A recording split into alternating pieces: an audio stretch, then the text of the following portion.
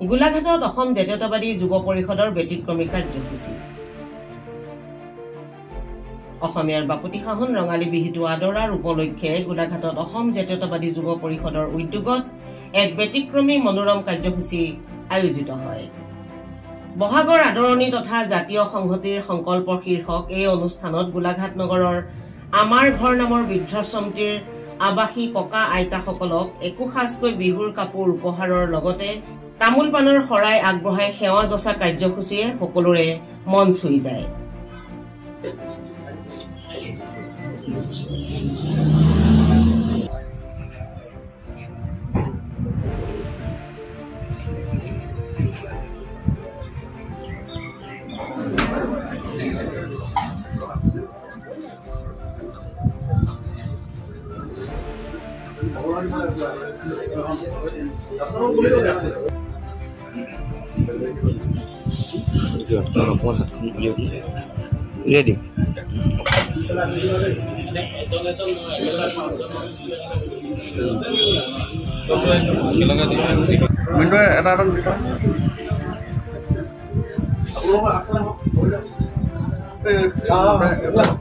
অসম জাতীয়তাবাদী যুৱ পৰিষদৰ গোলাঘাট জিলা সমিতিৰ উদ্যোগত হোৱা এই কাৰ্যসূচীত সমাজ জীৱনলৈ বিশেষ বৰঙণি আগবঢ়োৱা গোলাঘাটৰ কেইগৰাকীমান বিশিষ্ট ব্যক্তিকো ফুলাম গামোচা চেলেং আদিৰে সম্বৰ্ধনা জ্ঞাপন কৰা হয়।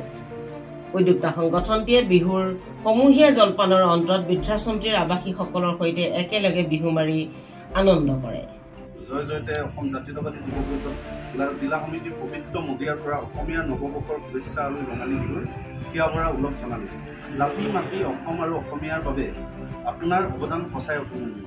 আপোনাৰ সুদীৰ্ঘ জীৱনৰ গঠন আজি অসম জাতীয়তাবাদী যুৱ পৰিষদ গোলাঘাট জিলা সমিতিয়ে বিগত বৰ্ষসমূহৰ দৰে এই বৰ্ষটো গোলাঘাটত বেঙেনাখোৱা স্থিত আমাৰ ঘৰ বৃদ্ধাশ্ৰমত এটা অনুষ্ঠান আয়োজন কৰিছিলে। সেই অনুষ্ঠানটো এইবাৰৰ কাৰণে প্ৰথমবাৰৰ কাৰণে নাম দিয়া হৈছিলে যে বিহু আদৰণি সংহতি সংকল্প অনুষ্ঠান নামেৰে নামাকৰণ কৰা হৈছিলে। আৰু এই অনুষ্ঠানটো বেঙেনাখোৱা স্থিত আমাৰ ঘৰ বৃদ্ধাশ্ৰমত গোলাঘাট জিলা সমিতিৰ উদ্যোগত আয়োজন কৰা হৈছিলে। এই অনুষ্ঠানত বিশেষকৈ গোলাঘাটৰ সমাজ জীৱনৰ লগত জড়িত হৈ থকা 6 গৰাকী ব্যক্তিক বিশেষভাৱে অসম জাতীয়তাবাদী যুৱ পৰিষদ গোলাঘাট জিলা সমিতিয়ে বিহুৰ উল্লেখ বিশেষভাৱে জনোৱা হয়। আৰু যিসকল ব্যক্তি আচলতে সেই 6 গৰাকী ব্যক্তি অসমৰ লগতে গোলাঘাটৰ সুযোগ্য সন্তান আৰু গোলাঘাটৰ সমাজ জীৱনৰ কাৰণে বহুখিনি কাম কৰি গৈছে।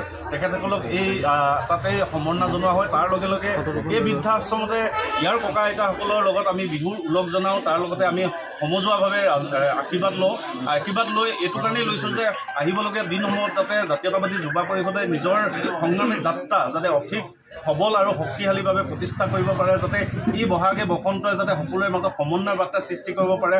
আৰু যিখিনি সময়ত আচলতে চৰকাৰে যিখিনি বস্তু দিব নোৱাৰে, যিখিনি সমস্যাৰ কাৰণে সমাধানৰ যোগসূত্ৰ ওলাই নহয়, তেনে ক্ষেত্ৰত এই অসম জাতীয়তাবাদী যুৱ পৰিষদে এই আইতাসকল ককাসকলৰ পৰা আশীৰ্বাদ লৈ সংগ্ৰামী ধাৰা যাতে অধিক তীব্ৰতৰ কৰি অধিক শক্তিশালী কৰি অসমীয়া সংস্কৃতি অসমীয়া জগতখনক যাতে নিস্বাৰ্থভাৱে কাম কৰি যাব পাৰে, তাৰ প্ৰতি লক্ষ্য ৰাখি এই অনুষ্ঠানভাগি আয়োজন কৰা হৈছিলে। আৰু এই অনুষ্ঠানতে গোলাঘাটৰ পুনৰবাৰ কৈছোঁ, গোলাঘাটৰ 6 গৰাকী ব্যক্তি সমাজৰ লগত জড়িত, সমাজৰ কাৰণে নিজৰ জীৱন বলিদান কৰা আচলতে ব্যক্তিসকলক আমি 6জন ব্যক্তিক সম্বৰ্ধনা জনাইছিলোঁ। আৰু সেই 6জন ব্যক্তিক আমি ক'ব বিচাৰিছোঁ যে গোলাঘাটৰ সমাজ জীৱনৰ লগত জড়িত হৈ থকা 1 নম্বৰ ব্যক্তি হৈছে দীপেন দত্ত ডাঙৰীয়া। এসময়ৰ একালৰ সদৌ অসম ছাত্ৰ সন্থাৰ কেন্দ্ৰীয় সম্পাদক আছিলে। সেই দীপেন দত্ত ডাঙৰীয়াক আজিৰ সময়ত গোলাঘাটৰ এজন জ্যেষ্ঠ পেঞ্চনাৰ সাংবাদিক হিচাপে পৰিচিত।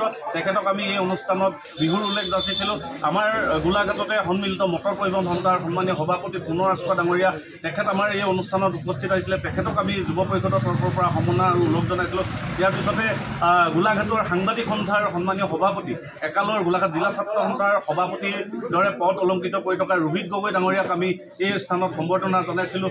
আমাৰ DY 365ৰ বৰ্তমানৰ সাংবাদিক জয়দীপ গুপ্তা, তেখেতে এই গোটেই সমাজখনৰ কাৰণে এই ভোজপুৰী সমাজৰ মাজত যি সমন্বয় বাৰ্তা সৃষ্টি কৰিছিলে তেনে এজন ব্যক্তি জয়দীপ গুপ্তা, তেখেতক আমি এই অনুষ্ঠানত সম্বৰ্ধনা জনাইছিলোঁ। আমি সম্বৰ্ধনা জনাইছিলোঁ এই অঞ্চলৰে বিশিষ্ট শিক্ষাবিদ মহম্মদ মাহমুদ হুছেইন ডাঙৰীয়াক আমি সম্বৰ্ধনা জনাইছিলোঁ। আমি এই অনুষ্ঠানত সম্বৰ্ধনা জনাইছিলোঁ হুজুৰ মহিলাৰ বাবে বিভিন্ন কামত আগবাঢ়ি থকা ৰেখাচী সন্দিকৈ বাইদেউক আমি সম্বৰ্ধনা জনাইছোঁ। আৰু আপোনালোকৰ মাধ্যমৰ যোগেদি সমগ্ৰ অসমবাসীক আমি অসম জাতীয়তাবাদী যুৱ পৰিষদৰ তৰফৰ পৰা ৰঙালী বিহুৰ হিয়াভৰা শুভেচ্ছা জনাইছোঁ। গোলাঘাটৰ পৰা Mridul Goswami report, any time 24।